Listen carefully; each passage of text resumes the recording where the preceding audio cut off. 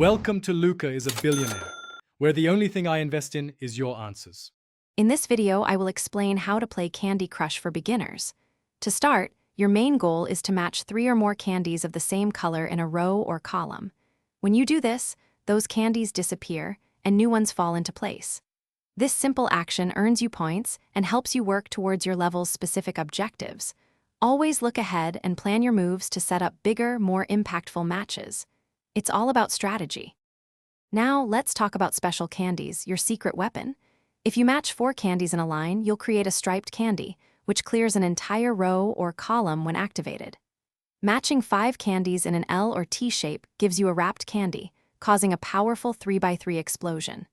And for the ultimate clear, match 5 candies in a straight line to get a color bomb, which removes all candies of a selected color from the board. These are game changers. Customization is a strong suit of the X52 Pro, thanks to its powerful programming software.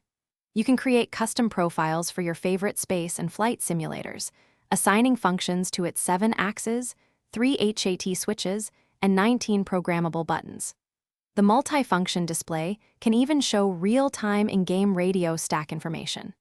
This system is widely compatible with popular titles like Microsoft Flight Simulator, Elite Dangerous, and Star Citizen, enhancing your virtual adventures. Every level in Candy Crush has a unique objective.